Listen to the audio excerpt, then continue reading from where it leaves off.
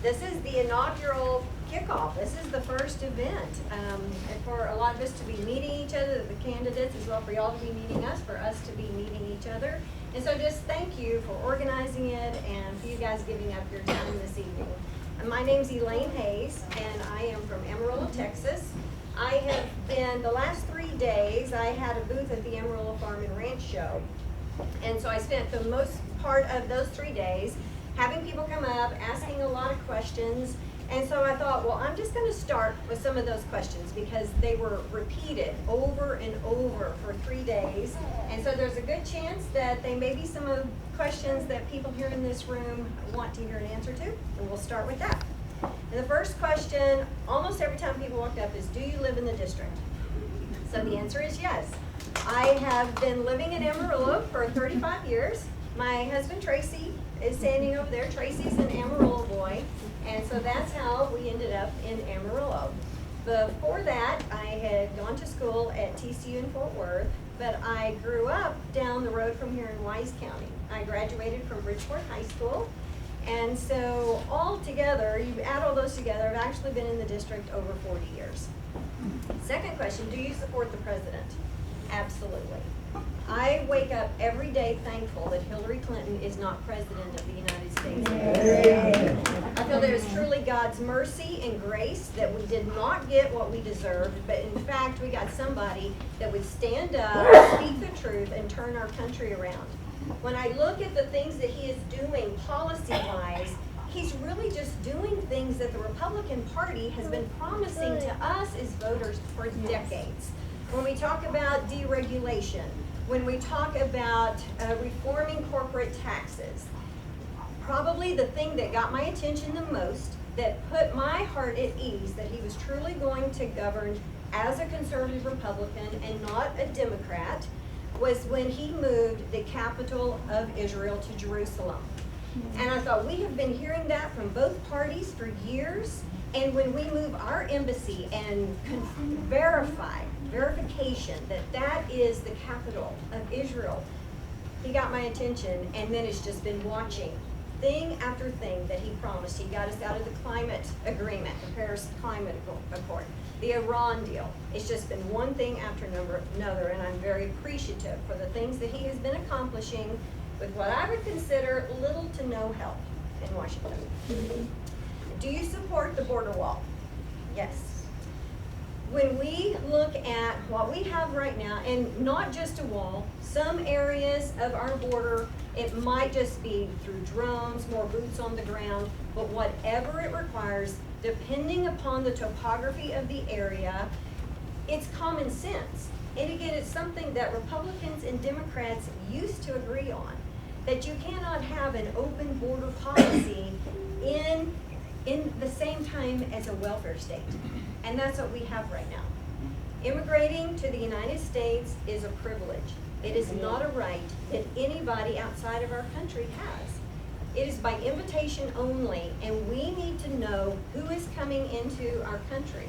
I support a talent, merit-based immigration system and get appreciative for the laws. We have a lot of laws already on our books. We just need to be enforcing, but we also have some additional reforms. I totally support the president's pressuring immigrants that are passing through asylum in other countries to have to apply in those countries first, and then instead of waiting in the country, turning in, I'm here for asylum, and then vanishing into the interior of our country, a lot of times never to be seen again. We are seeing some improvements in those reforms, but the president needs help. Are you pro-gun? The quickest way, pro Second Amendment. Easiest answer, I do have my concealed carry license. And my brother-in-law was a police officer in Denton for 25 years. And he really impacted my philosophy on concealed carry and owning my own gun. And he said, Elaine, you need to be prepared and recognize that you are your own first responder. The police department is the second responder. And especially as a female, I do not want the government taking away that ability for me to protect myself. Are you pro-life? I have actually volunteered at 2 different pregnancy crisis centers in Amarillo. Amarillo Agency for Women and also CareNet Pregnancy Center. I served on the board of CareNet for 6 years, 2 years of that as president. It is a tragedy what we see happening in our country today. My personal opinion is that life begins at inception. But even if you do not agree with that, what we see now where we cannot even get a bill passed out of Congress to protect lives of children who are born alive that have survived an abortion, that we will not require medical attention to be given to them, is a tragedy and a shame and a stain on our country. I think there is a high possibility that our president will have an opportunity to be appointing another Supreme Court justice in his second term. And we need to have pro-life candidates, even though the House is not the body that would be voting on that. We need to have members of the House standing up and defending those people who are nominated and that are being attacked because of their pro-life position. And I would absolutely be one of those voices. So now I can talk about me. Maybe I've answered some of your questions and you'll hear some of the second half. I'm a certified financial planner. I have a master's in finance and economics from WT-A&M. My husband Tracy is a CPA, and we have had a financial planning practice together for the last 25 years. One of the areas I feel that I have a specific skill set that's greatly needed in Washington right now, and that is we need people at the table writing policy who have some concept of economic, macroeconomics, how those policies they are writing in Washington impact our individual homes, our individual businesses, and avoid a lot of the unintended negative consequences that come out from having people sit at the table without that background. It's incredible how few people we really have in Washington with business and economic backgrounds, not just educations, but actually careers in those areas. One of the other areas is my whole life has been dedicated in working with families and businesses in cash management, financial planning, and it is frustrating to watch our government continue to outspend, overspend what we take in and do that continually year after year. All of us have to live within our means, within our households, within our businesses, state, city. Our federal government should be doing the same thing. You know, last year our revenues were up 4%, but our spending was up 6%. So we do it again, you know, year after year. We go dig another $1 trillion annual deficit to add to our overall annual debt. It absolutely, there have been multiple plans that have been presented to Congress that would work. We just need to be willing to actually stick with it, live within our means 1 year at a time, and have a plan to pay off that debt over a reasonable time period. Another question I get asked is, what kind of a team do you have around you? Can you win this race? What is your strategy?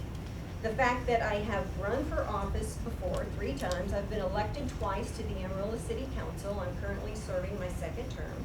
And there is a lot of experience that comes from having campaigned and then actually been elected, having to sit at that table and take that vote, having to debate issues with your peers, take a vote, sometimes with the majority, sometimes in the minority, and then defend that vote to your community on a day-to-day basis. And I have been walking that and have the experience that is absolutely needed to be at that table. The team that, again, I feel that it's not something I feel I could have done on my own. I feel like God has brought it and been building people that I can work with. First off, my political consultant is Brendan Steinhauser out of Austin, and Brendan was actually Ted Cruz's campaign consultant when he first ran against Dewhurst. He also ran Cornyn's election 2 years ago, and he ran Dan Crenshaw's election last year. And so just having that voice at the table, and it's not just campaigning, but it's strategy for what do you want to do when you are in office, and begin to be preparing to actually be as effective as possible as a freshman congressman. Secondly is Mary Bagwell is my chief of staff. She was the former chief of staff for the chancellor at Texas Tech and director of communications at Tech, and was very instrumental in helping us get the Texas Tech Vet School in Amarillo. And she and I got to know each other working through the city of Amarillo, and she is on board as well. And her partner is Jeff Hunter, and he is the gentleman who started all of the social media outreach for Dave Ramsey Ministries. And so, besides that, they're just great, fun people. And so it's a good thing because you do spend a lot of time together while you're campaigning. So I will wrap up with, normally I would have done it upside down and told you about my family first. But I have found sometimes people aren't, or they are eager to hear kind of some of those other answers before you get to that. And I want to be sure that you know that I have four children. My mouth is really sticking together. 4 grown children, 33 down to 24. Our oldest 2 are married, and we have 4 grandchildren. So I am at a season of my life that I could sit back and just enjoy just watching my grandkids. We are at a place we have been debt-free for the last 15 years. We own our own business. I have a lot of flexibility. But this is something that I feel called to do, and I feel that it's an opportunity and something I have been preparing and training for a lot of years. You know, a few years back, we had a president that said America was not a Christian nation. And it grieved my heart. And I thought, that is not the truth. We are a Christian nation. That does not mean that everybody in this country is a Christian and believes the same way that I do. They may not share my faith.